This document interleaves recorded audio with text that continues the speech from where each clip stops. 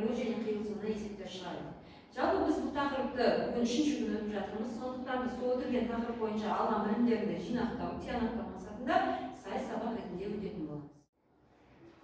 Орнымыздан тұрайық, алақанды соғайық, алақанда жылулық, досымызға сыйлайық. Отыра қойыңдар. Өте тамаша. Ойынымыз біздің өт шоғы деп аталады. Яғни, мен сендерге қазір мына жердегі берген конверттерді таратамын, екеуі ара жұмыс жасаймыз. Яғни, бұл арада сендер шатастырылып берілген ромашка гүліндеміз ғой, ромашка гүлінің жапырақтары шашылып жатыр. Оның ішінде интервалда бар, кесіндіде, сәуледе, ашық санаралының барлық түрі кездеседі. Сол қай шарт сендерге түседі, сол жапырақтарды жинау керексіңдер. Жарай ма?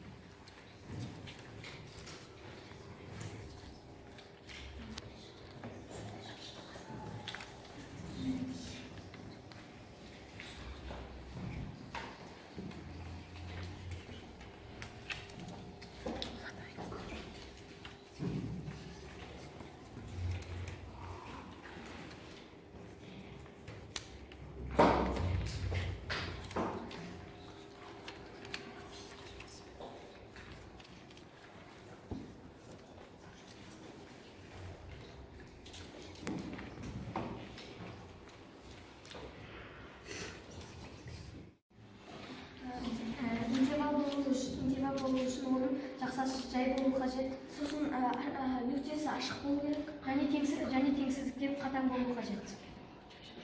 Өте тамаша, кәнекей ромашкаларымды көріп шығайық, иә? Мінекей, қараңдаршы оқушылар, біздегі Ахмет пен Ұлтананың жасаған ромашкасы интервалға сәйкес келе ма? Шарты интервал екен. Интервал бойынша тексерейікші. Теңсіздігі қатаң, өңге қатаңдарды жинаған қараңдар. Қатаң теңсіздіктер жиналған. Және жақшалары жай жақшалар жинаған. Қарап тұрсыңдар ма? Міне қатаң теңсіздіктерді жинап шыққан екен. Өте тамаша, жарайсыңдар. Келесі бізде шарт бойынша, бізде конверттен шыққан шарт бойынша жартылай интервалды жасау керек екен. Жартылай интервалдың шарттары жақшасы бір жағы жай жақша, бір жағы тік жақша болу керек. Ал теңсіздігі біреуі қатаң емес болу керек. Нүктесі біреуінің іші бос, ал екіншісі қара нүкте болу керек. Қарайықшы, мына жерде бәрі дұрыс жиналған ба жапырақтары? Жартылай интервал ромашкасы дұрыс жинақталған ба? Өз жапырағы ма? Бәрі қатаң және қатаң емес теңсіздіктерден құралған сан аралығынан жиналған екен, иә? Өте тамаша, жарайсыңдар. Келесі біздің ойынымыз конверттегі сұрақ деп аталады. Мына конверттің ішінде эстафеталық сұрақтар бар. Яғни бұл сұрақтар деңгейлік тапсырмалар болу керек. Әр түстің өзінің деңгейі бар. Мысалға, жасыл түс бұл С деңгейінің сұрақтары, сары түс В деңгейінің сұрақтары, қызыл түс ол А деңгейінің сұрақтары. Мына жерде қай команда бізде сұрақтарды деңгейіне байланысты көп шығарады, сол команда жеңімпаз болып табылады. Түсінікті ғой, бұл ойын бойынша бұл ойынның жалпы балы 4 балл. Яғни бұл жерде сендер сан түзінде белгіленген сан аралықтарын табасыңдар, мынандай тапсырма бойынша берілген аралықтарды анықтайсыңдар, қай түріне жататындығын, сан аралықтардың қиылысуын және бірігуін табу арқылы сендер 4 балл жинайтын боласыңдар. Бір карточкада 4 балл бар. Яғни қай команда деңгейі жоғары есепті шығарған сайын баллдары жоғары болатын болады. Түсінікті ғой бәрімізге, иә? Олай болса бастайық. Карточканы таратамын. Қарамай тұрамыз, мен баста деген уақытта бастаймыз, қазірге таңдаймыз. Кім қай карточкадан алады? Алып алғай бірінші. Карточканы ашпай тұрамыз, баста деген уақытта бастаймыз. Жарай ма? Қыздар алып алыңдар. Мына команда мықты келе жатыр ғой. Тек С деңгейін таңдап жатыр. Ал. Қазір. Ал алыңдар.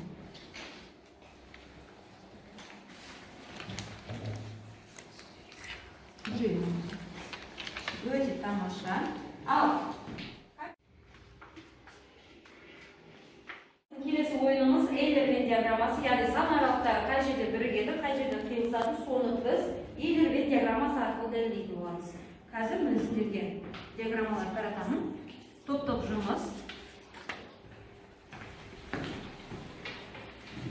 Ал бірлесіп жұмыс жасаймыз. Уақыт сендерге 3 минут.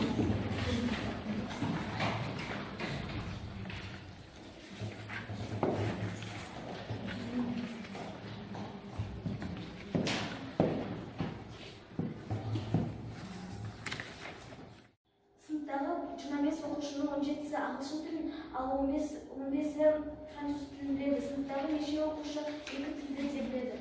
Сан аралықтарының бірігу сыныптағы оқушылардың саны, ал сан аралығындағы қиылысуы ағылшын мен француз тіліндегі 20-лерді білетін оқушылардың саны болды. Демек ол 20-лерді жүретін қиылысында болатын оқушылардың саны қанша болды сендерде? 7 оқушы болды. Өте тамаша, жарайсыңдар. Отырамыз. Бір топтағы туристердің 12-сі қазақ тілін біледі, оның орыс тілін біледі. Олардың 4-еуі қазақ тілінде, орыс тілінде біледі. Топтағы туристердің санын анықтаңдар. Бізден қазақ тілінен де орыс тіл үйірмесінен де 4 турист біледі. Және бұл жерде бізде қиылысуы болады. Біздің ойынымыз математика ғылымдар патшасы деп аталады. Яғни, демек барлық жерде біздің математикасыз ешқандай ғылым дамымайды деген сөз. Олай болса, бүгінгі біздің санаралық тақырыбымыздың қай жерлерде кездесетіндігін дәлелдейтін боламыз. Ол үшін сіздер бізде қазір постер қорғайтын боласыңдар. Ол үшін сіздерге мен тапсырма беремін. Сол тапсырма бойынша сендер маған постер қорғап бересіңдер.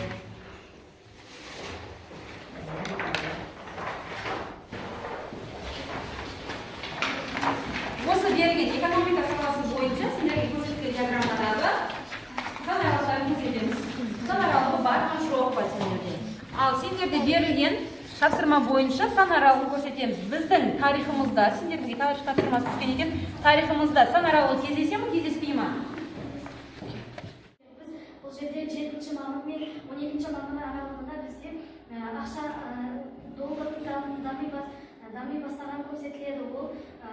Ол сол күннен бастап 137 доллардан 137,5 долларға дейін өскен.